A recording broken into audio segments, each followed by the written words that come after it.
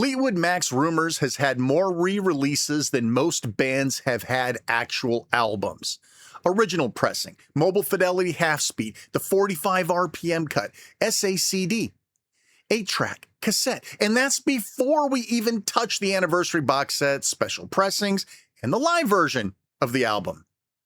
It's the exact same 43 minutes of music over and over and over again. There's a genuine phenomenon around this. When somebody makes a video about vinyl, or a new DAC, or a turntable, or whatever vintage audio format is having its moment this week, this album shows up. A lot. So why this one? Out of all the beautifully mastered records in the world, why does everything always come back to Rumours? Let's check it out. Stick around. Let's go into the Bungalow world. First things first, this is not a music review. I'm not here to sit here and tell you Dreams is a good song. You already know that.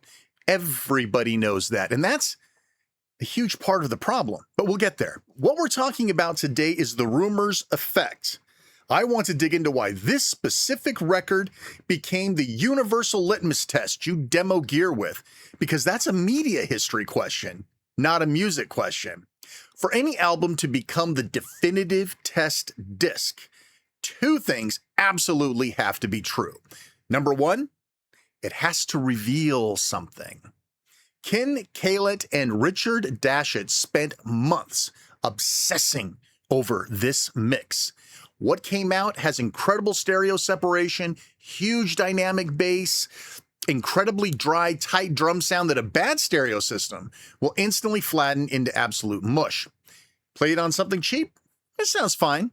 Play it on something properly tuned, and you feel the physical space in the room. Number two, and this is the crucial part, everybody has to already know what it sounds like.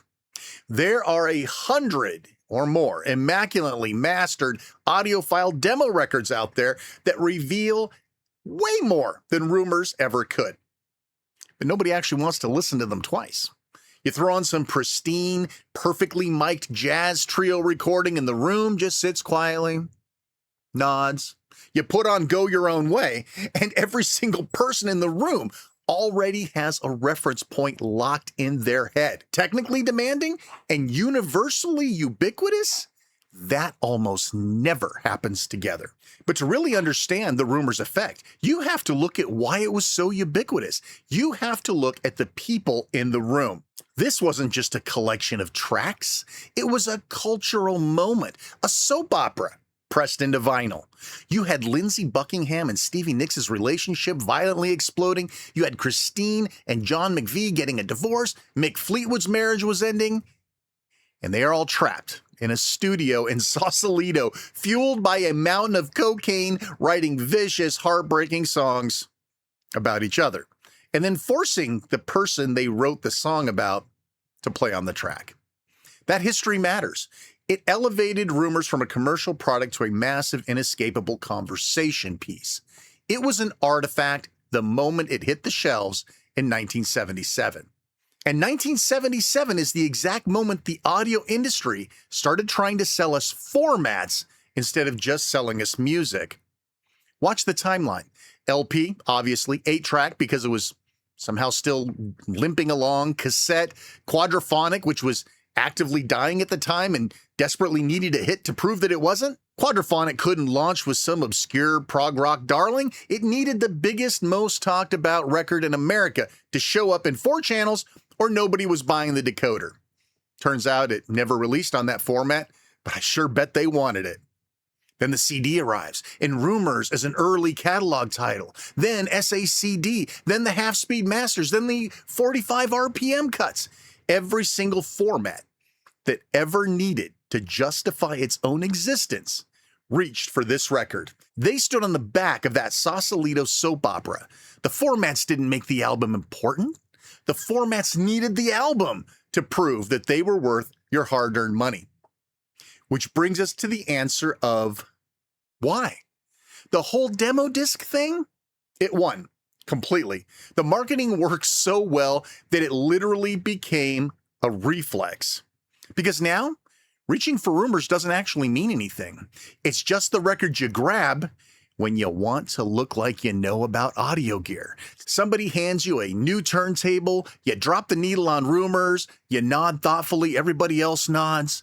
Nothing was actually learned. Nobody figured anything out. And look, I've done it.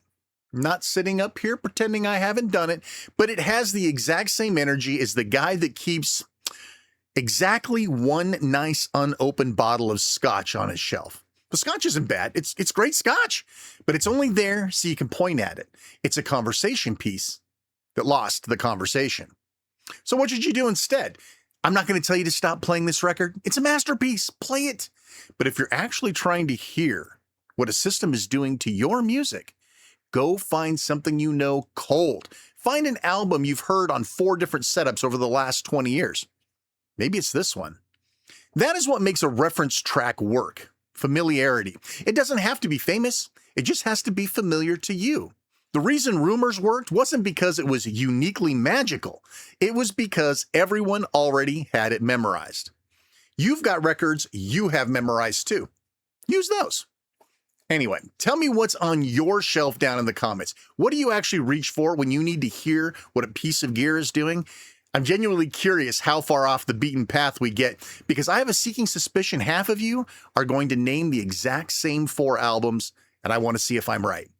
Listen, if you got anything out of this, hit the like button. It genuinely helps out. Subscribe if you haven't done so already.